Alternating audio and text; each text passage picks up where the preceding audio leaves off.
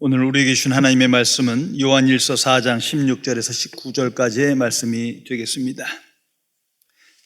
제게 주신 성경, 갖고 있는 성경으로는 신약 성경 391면입니다. 391면에 기록된 요한일서 4장 16절에서 19절까지의 말씀입니다.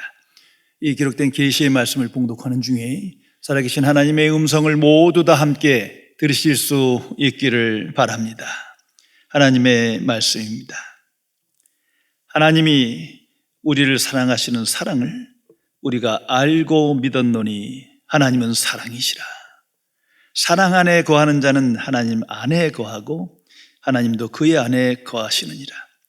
이로써 사랑이 우리에게 온전히 이루어진 것은 우리로 심판날에 담대함을 가지게 하려 함이니 주께서 그러하신 것 같이 우리도 이 세상에서 그러하니라. 사랑 안에 두려움이 없고 온전한 사랑이 두려움을 내쫓나니 두려움에는 형벌이 있음이라. 두려워하는 자는 사랑 안에서 온전히 이루지 못하였느니라. 우리가 사랑함은 그가 먼저 우리를 사랑하셨음이라. 아멘. 옛날에 어떤 왕이 보위에 오르면서 궁전탑 꼭대기에 아름다운 은종을 하나 설치했다고 합니다. 그 이유는 왕이 스스로 행복하다고 느낄 때 종을 울림으로써 백성들에게 그 사실을 알리기 위하여서였습니다. 특별히 자신의 마음이 행복으로 가득할 때 자기가 직접 종을 울리겠다고 규칙을 정했습니다. 그러나 날이 가고 달이 가고 해가 바뀌어도 종소리는 울리지 않았습니다. 그러던 중 어느새 왕도 늙고 병들어 세상을 하직할 시간이 되었습니다. 왕을 둘러싸고 있던 신하들은 슬픔을 이기지 못하고 흐느끼기 시작합니다. 그 순간 왕은 갑자기 가슴이 뭉클해지며 백성들이 자신을 얼마나 사랑하는지를 깨닫게 됩니다. 그리고 갑자기 자신이 행복하다는 생각이 들었습니다. 그래서 왕은 처음이자 마지막으로 종을 치고 행복한 미소로 숨을 거두게 되었습니다. 사랑을 깨닫는 순간 비로소 행복해질 수 있었던 것입니다. 성도 여러분, 인간은 사랑을 받고 줄 때 행복과 기쁨을 느끼고 갖도록 창조되었다는 사실을 항상 기억해야 합니다.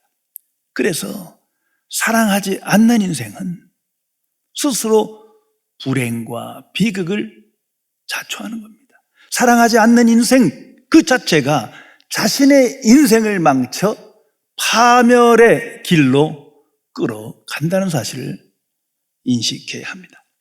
저명한 소설가 톨스토이는 사람 무엇으로 사는가 라는 책에서 인생의 비밀을 말합니다.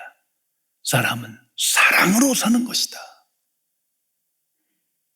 부와 건강과 번영이 아니라 사랑이다. 사랑으로 인간은 사는 것이다. 말해주고 있습니다.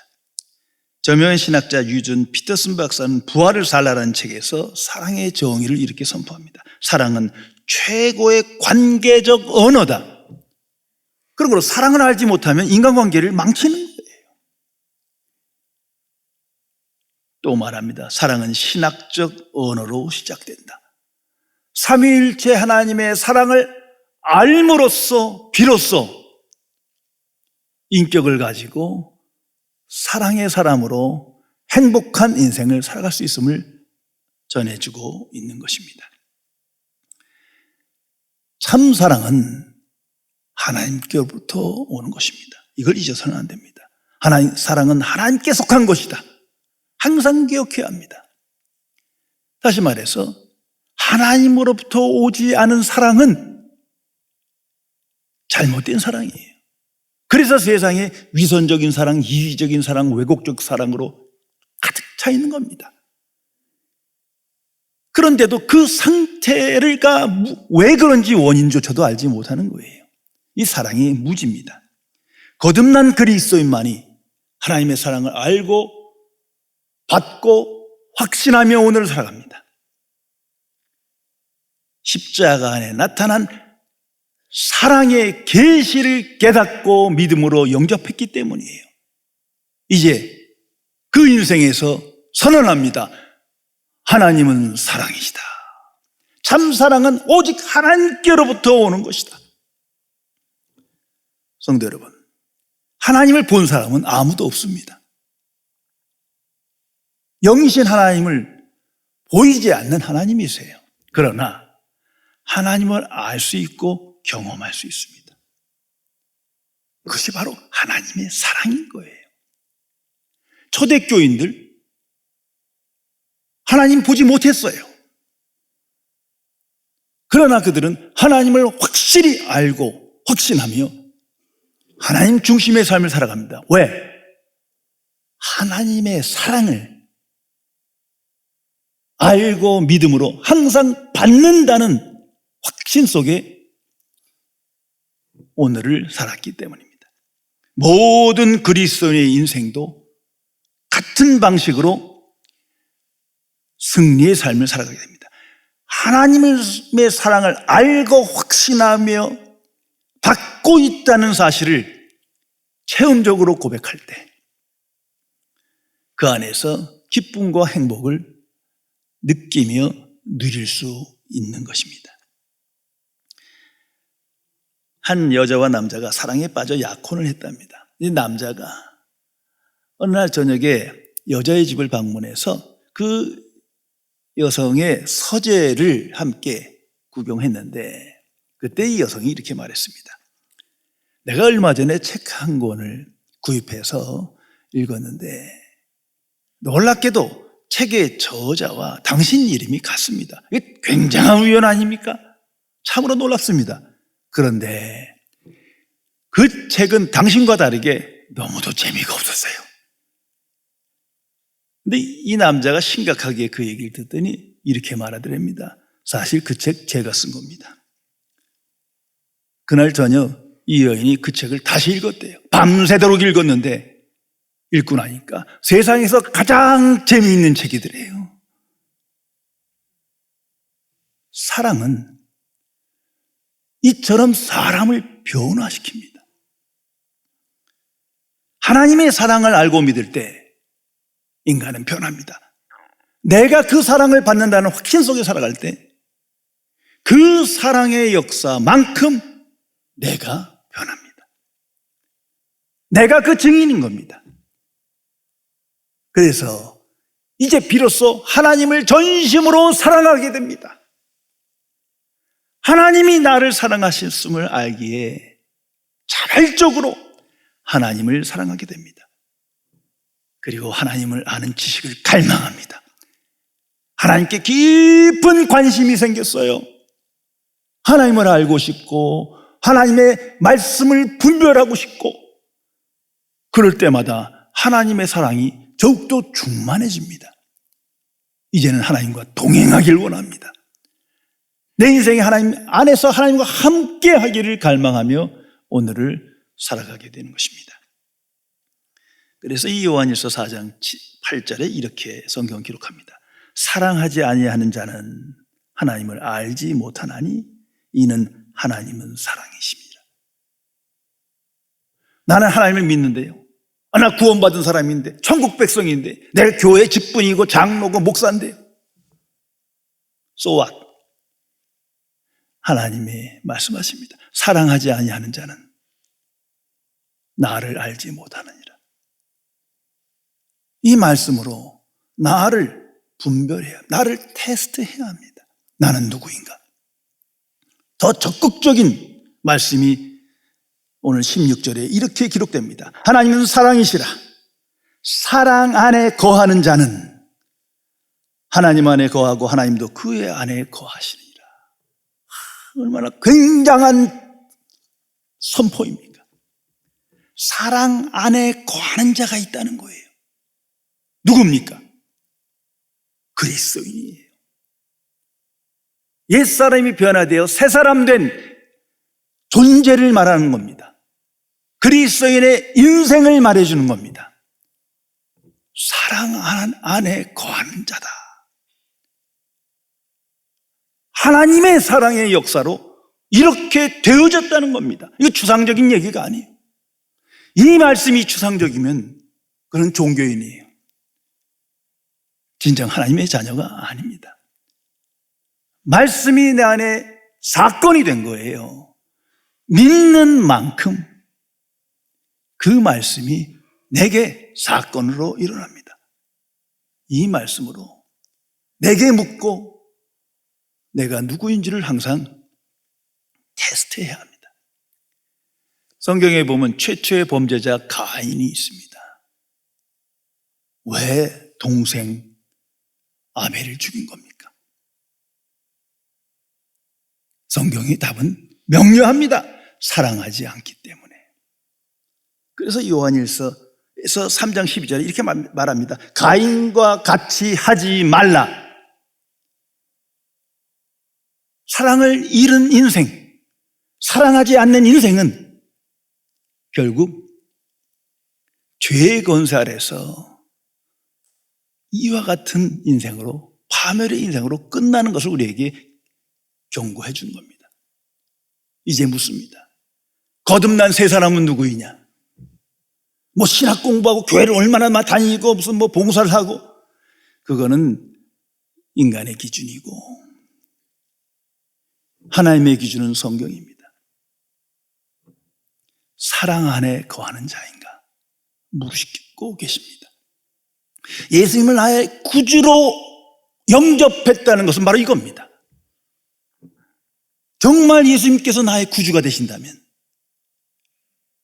나는 주의 사랑 안에 거하는 자로, 아니 거하기를 갈망하는 자로 오늘을 살아갈 겁니다. 나는 사랑 안에 거하는 자입니까? 깊이 생각해야 합니다. 복음의 역사는 주상적인 것이 아닙니다. 실제적인 것이요, 사건적입니다. 신약 성경이 그 증거예요. 그리스의 삶이 그 증거입니다. 복음을 알고 믿을 때 그 복음이 우리 안에서 역사하며 나를 변화시킵니다. 내가 복음의 사람인가? 복음의 증인인가? 내 안에서 내 삶을 통해서 스스로 질문하며 분별하며 살아가야 합니다. 오늘날 너무나 많은 사람들이 착각 속에 있어요. 복음을 추상화하는 거예요. 그 첫째 증거가 하나님의 사랑입니다. 복음 안에 나타난 사랑을 내가 얼마나 알고 믿는가가 내가 진정 하나님의 자녀인가 아닌가를 분별케 해줍니다. 십자가 안에 완전히 계시된 하나님의 사랑, 우린 그 복음을, 그 사랑을 믿음으로, 알므로 하나님의 자녀된 겁니다. 이 사랑은 주권적인 사랑이에요. 어떠한 피조물에, 어떠한 외부 요인에도 영향을 받지 않는 그런 사랑입니다. 그래서 그 사랑은 죄인까지 사랑하고 원수까지 사랑하며 나 같은 구제불능한 죄인을 끝까지 사랑하시는 겁니다. 이 사실을 잊어서는 안 됩니다. 인간에 의해서 판단되거나 영향받거나 결정되는 게 아니에요. 세상이 알든 모르든 세상에 의해 좌우되는 사랑이 아니에요. 심지어 그리스도인의 삶을 통해서 좌우되는 게 아니에요.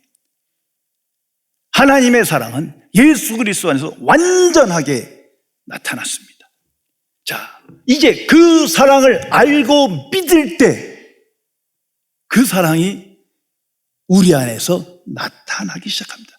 내가 죄인이고 연약한 사람에도 불구하고 그 사랑을 믿을 때, 받고 있다는 확신 속에서 그 사랑이 내 안에 역사하게 됩니다. 사랑 안에 거하는 자는 이와 같습니다. 비록 우린 죄인이에요. 온전한 사랑을 하지 못하지만 그 사랑의 충만함에 이끌릴 때 외부적 요인에 영향받지 않아요. 평소엔 받는데 그 사랑 안에 있을 땐 받지 않는 거예요. 초연해져요. 담대해져요. 사랑의 강권적 역사가 내 안에 나타났기 때문입니다. 일이 있고서야, 이 체험이 있고서야 비로소 나는 하나님의 자녀다, 그리스도이다 말할 수 있을 것입니다. 한 아내가 자존감 향상 수업 이런 걸 듣고 저녁에 남편에게 부탁을 했어요. 여보, 더 나은 내가 되기 위하여 바꿔야 될 게 있을 것 같은데 6가지만 좀 얘기해달라고. 남편 즉시 말해줄 수는 있었으나 대신 이렇게 말했대요. 내가 생각해보고 내일 아침에 말해줄게. 그리고 아침에 남편이 일어나 출근하면서 꽃집에 전화 걸어서 장미꽃 6송이와 메모를 함께 보냈어요. 아무리 생각해봐도 더 나은 당신이 될 수 있는 6가지를 찾지 못했어. 왜냐하면 나는 지금의 당신을 정말 사랑하거든. 그날 저녁 남편이 퇴근할 때 아내가 감동의 눈물을 흘리며 남편을 맞이하더랍니다. 성도 여러분, 아가페 사랑의 역사는 이와 같습니다. 아가페 사랑이 내게 임할 때 인격적인 변화, 삶의 변화가 나타나게 됩니다. 그런데 이 세상은 이 사랑을 알지 못하는 거예요. 특별히 이 세상의 문화는 이 사랑을 알지 못해요. 하나님의 사랑을 전혀 알지 못해요. 이 세상의 문화는 하나님의 사랑을 방해해물이에요. 걸림돌이에요. 대표적으로 2가지 말씀드리면 이 세상 문화의 특징은 이기적인 문화입니다. 모든 교육 시스템이 자아성취를 위해 있어요. 나의 꿈을 이루는 거예요. 여기에 타인에 대한 안녕과 행복은 없어요. 성공이 행복이에요. 나의 행복, 이런 성공지향적 삶 속에서는 진정한 사랑을 알 수가 없는 거예요. 또 하나는 물질 중심적 세계관과 인생관으로 가득 차 있어요. 그래서 자기 유익을 쫓는 인생을 살아가게 됩니다. 그게 세상에 종속된 거예요. 또한 모든 걸 결국 돈으로 평가해요. 성공조차도 물질로 평가하게 됩니다. 여기서 인간관계가 깨지는 거예요. 그 속엔 사랑이 없습니다. 이것을 분명히 인식하며 살아가야 합니다. 오늘 성경에 사랑 안에 거하는 자를 하나님께서 말씀하십니다. 이건 구별된 그리스도인을 말하는 겁니다. 이 세상엔 어떤 종교인도 사랑 안에 거하는 자는 없어요. 기대하지 마세요. 사랑 안에 거한다. 이 거한다는 말이 중요한데 abide in love. 이 abide라는 말은 머무르다, 존속한다 이런 뜻이에요. 간헐적으로 임시적으로 있다 이런 말이 아니에요. 항상 사랑 안에 거하는 자, 그 사람이 하나님의 자녀여 주와 동행하는 사람이다. 성경은 말해주고 있습니다.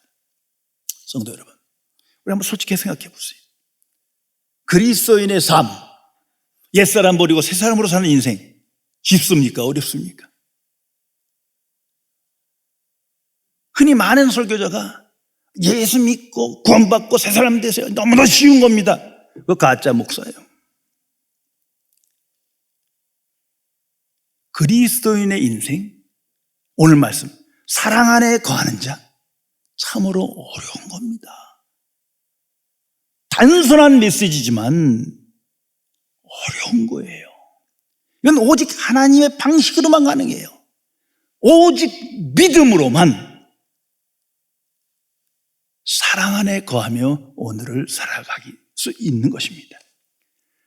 어떻게 해야 우리는 사랑 안에 거하는 자로 이 말씀이 내 안에 사건이 되며 말씀의 은총을 누리며 오늘을 살아갈 수 있습니까? 그 비결이 무엇입니까?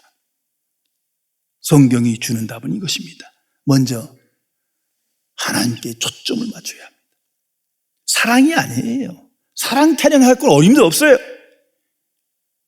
하나님을 아는 지식을 갈망할 만큼 하나님의 사랑을 알고 누리게 돼 있어요. 이게 하나님의 방식이에요. 이게 복음의 비밀입니다. 그런데 불신자들은, 세상은 사랑을 쫓는 거예요. 하나님 별로 관심 없어요. 그러기에 하나님의 사랑을 알 수 없는 거예요. 또 다른 비결은 하나님 앞에서 나를 분별해야 합니다. 항상 분별해야 합니다. 하나님의 사랑 안에서 내가 누구인지를 물어야 합니다. 여기에 큰 깨달음이 있거든요. 내가 그런 사랑받을 만한 자격이 아닌데 그 사랑을 내게 임하였고 내가 느껴요. 내가 확증해요. 나같이 미천한 존재가 하나님의 사랑을 받고 있다니 이게 신기할 따름이에요. 아무리 교만한 자도 그 사랑을 받을 때 겸손해집니다. 그리고 내가 얼마나 잘못된 사랑을 추구하며 사랑에 무지했는 자를 깨닫게 됩니다. 이제 비로소 하나님의 사랑을 알고 믿을 때 새로운 인생을 살게 됩니다. 예수 그리스도 안에 나타나는 하나님의 사랑을 확증할 때 그 사랑의 증인으로 오늘을 살아가게 되는 것입니다. 그리고 또 하나는 항상 복음을 묵상해야 합니다. 복음은 단회적인 게 아니잖아요. 복음은 항상 우리를 끌어가는 동기요 능력이어야 합니다. 그래서 항상 예수 그리스도가 누구시며 무슨 일을 하셨는지 왜 이 땅에 오신지를 물어야 합니다. 그리고 주의 나라와 주의 의를 항상 구하는 자로 살아갈 때 사랑 안에 거하는 삶을 살아갈 수 있습니다. 그리고 무엇보다도 하나님께 순종해야 합니다. 하나님께 불순종하는 자는 하나님의 사랑을 알긴 알지만 그 사랑 안에 거할 수 없습니다. 하나님께 순종한다는 말은 아주 좁혀서 말하면 율법에 순종한다는 거예요. 계명에 순종한다는 거예요. 그 율법은 두 가지입니다. 온 마음으로 하나님을 사랑하며 내 이웃을 내 몸과 같이 사랑하라. 이 계명에 순종할 때 비로소 사랑 안에 거하게 됩니다. 성도 여러분, 오늘날 복음과 율법 이건 완전히 구별된 거예요. 조금 더 섞여서는 안 돼요. 그러나 복음과 율법은 항상 함께합니다. 무슨 말이냐 하면 오직 복음을 믿음으로 하나님의 자녀되고 복음의 지혜와 능력으로 하나님의 사람 되지만 복음을 믿는 만큼 율법에 순종하게 되거든요. 복음의 사람이 율법을 버리는 경우는 전혀 없습니다. 또 하나 우리가 생각해야 될 것은 하나님을 사랑하는 것과 이웃을 사랑하는 것은 함께 해야 합니다. 이것을 분리시키면 그게 종교가 되는 것이고 세상 지식이 되는 거예요. 하나님의 뜻은, 하나님의 방식은 하나님을 사랑함으로 이웃을 사랑하게 되는 거예요. 그런 거로 오늘날 종교 연합회, 세계 종교 평화하면서 사랑합시다 연합하는 그 자체가 불신앙이요 위선이라는 거예요. 거기엔 하나님을 사랑한다는 말이 없어요. 어느 종교가 하나님을 사랑한다는 말을 고백합니까? 그런데 하나님을 사랑하지 못하면 이웃을 사랑하는 것은 결국 위선으로 끝나게 되거든요. 기독교는 하나님을 사랑하는 것과 이웃을 사랑하는 것이 항상 함께 하는 겁니다. 자, 여기서 한번 생각해 보세요. 그럼 어떻게 해야 이웃을 사랑하며 서로 사랑합니까? 사실 솔직히 얘기하면 하나님을 사랑하는 것보다 이웃 사랑하는 게 더 어려워. 너무도 어려운 거예요. 이게 눈에 보이니까. 그러나 성경은 서로 사랑하라 말씀하십니다. 이게 어떻게 해야 가능한 겁니까? 하나님의 방식을 따라야 돼요. 인간의 방식으로는 안 돼요. 그 비결은 이겁니다. 인간의 영혼을 봐야 돼요. 그리고 그 영혼을 사랑해야 합니다. 이게 하나님의 방식이에요. 하나님이 세상을 이처럼 사랑하사 인간의 육신을 사랑한 것도 아니에요. 인간의 죄된 삶을 사랑한 게 아니에요. 타락한 이성과 지성과 의지를 말하는 게 아니에요. 환경을 말하는 게 아니에요. 하나님의 사랑은 인간의 영혼을 보신 거예요. 영혼이 너무나 불쌍한 상태에 있는 거예요. 불쌍히 여기신 겁니다. 왜? 죄의 권세 아래 있어요. 사탄의 영향력 아래 있어요. 근데 그걸 모르는 상태로 살아가는 그 영혼, 그걸 불쌍히 여기신 겁니다. 사랑에 대해 무지한 상태로 살아가는 그 영혼, 그 영혼을 불쌍히 여기신 겁니다. 우리가 이웃의 영혼을 볼 때, 하나님의 방식으로 그 영혼을 볼 때 이제 그 영혼을 사랑하게 됩니다. 그래서 하나님께서 영혼을 사랑하시사 그 사랑의 첫 번째 표현이 죄사함인 거예요. 용서예요. 용서는 사랑의 가장 첫 번째 표현입니다. 용서하지 않는 자가 어떻게 남을 사랑할 수 있겠습니까? 거듭난 그리스도인은 하나님이 나의 영혼을 불쌍히 여겨 내가 그 사랑을 알고 내 영혼이 다시 소생한 것과 같은 그 방식을 알기에 대상을 보며 옛사람에 보는 방식이 아니라 새사람에 보는 방식으로 영혼을 보는 거예요. 다른 거 보지 않는 거예요. 그 영혼이 불쌍한 거예요. 그 영혼을 사랑하기에 그에게 복음을 전도하고 그에게 전도를 하는 거예요. 그럴 때 그를 용서할 수 있고 서로 사랑하라, 이 말씀이 내 안에 이루어지게 됩니다. 그때야 비로소 사랑 안에 거하는 자로 오늘을 살아가게 되는 것입니다. 2차 세계대전의 원흉인 히틀러, 그의 수하로 유대인 600만 명을 학살한 아이히만이라는 사람이 있습니다. 아주 역사적인 인물 아닙니까? 그런 이에 대한 다큐멘터리도 있는데 저 여러 번 본 적이 있어요. 그냥 평범한 인간인데 참 악마죠. 그가 1968년에 이스라엘 그 모사드에게서 체포돼요. 그래서 이스라엘에 끌려와서 첫 재판이에요. 유대인 전범 중에 첫 재판이에요. 그리고 사형 선고를 받습니다. 모두가 자스티스가 이루어졌다. 그를 동정하지 않습니다. 이건 당연한 판결인 거예요. 근데 딱 한 사람, 꼴란즈라는 유대인이 이 사형을 반대하며 1인 시위를 합니다. 그에겐 정당한 이유가 있었어요. 들어보시기 바랍니다. 첫 번째, 아이만을 죽인다고 죽은 유대인이 되살아나지 않는다. 둘째, 사형시키지 않고 내버려둬도 다른 사람이 죽던 아이만도 자연적으로 죽을 것인데 구태여 죽일 필요가 있냐. 세 번째, 하나님께서 이미 그의 영혼을 심판하셨는데 그의 몸뚱아리를 죽인다고 무슨 득이 되겠느냐. 네 번째, 동생을 죽인 가인도 하나님께서 용서하셨는데 우리가 누구를 정죄한다는 것인지, 우리가 누구를 죽이고 살릴 만큼 정당하다는 것이냐. 다섯 번째가 모든 사람들의 가슴을 더 뜨겁게 합니다.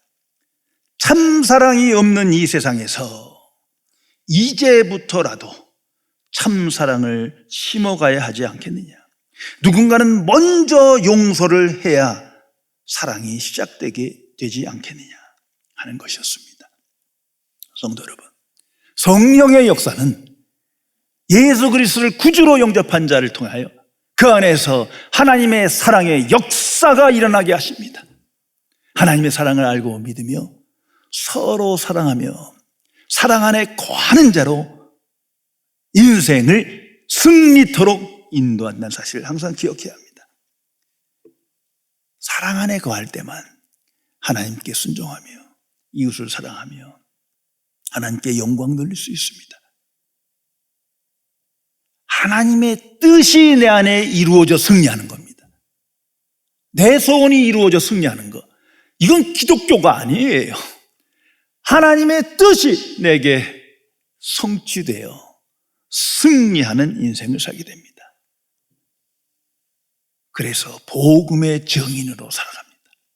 항상 영주도적인 인생을 살아가게 됩니다. 사랑 안에 거하는 자만이 예수 그리스도 안에서 하나님의 사랑을 받고 주는 자로 살며 하나님과 교제하는 삶을 살아가게 됩니다. 사랑하는 자만이 진정 예수 그리스도가 나의 구주가 되심을 날마다 확증하며 살아계신 예수님을 느끼며 고백하며 주와 동행하는 삶으로 승리하게 됩니다. 그럴 때 세상 속에 나아가 복음의 비밀을 전하고 사랑의 비밀을 나타내며 하나님을 찬송하며 하나님께 영광 돌리는 삶을 살아가게 되는 것입니다. 기도하시겠습니다. 전지전능하신 은혜 하나님, 참 사랑을 알지 못하며 알지 못하는 상태에 대한 무지 속에서 잘못된 사랑에 이끌려 근심과 불안과 비난과 절망과 두려움 속에 살아가는 죄인을 불쌍히 여겨 주옵소서. 오직 복음의 빛 아래서 하나님의 사랑을 알고 믿음으로 참 사랑의 증인으로 살게 하시고 사랑 안에 거하는 자가 되기를 갈망하며 그 사랑의 역사 속에 비로소 승리의 삶을 살게 해주심을 진심으로 감사드립니다. 성령이시여, 주께서 택하신 하나님의 자녀를 통하여 하나님의 사랑이 나타나게 하여 주옵시고 그 사랑의 역사 가운데 나의 정체성을 찾으며 주의 뜻이 내게 임하며 사건으로 나타나는 놀라운 복음의 증인으로 승리토록 함께하여 주옵소서. 우리 주 예수 그리스도의 이름으로 간절히 기도드리옵나이다. 아멘.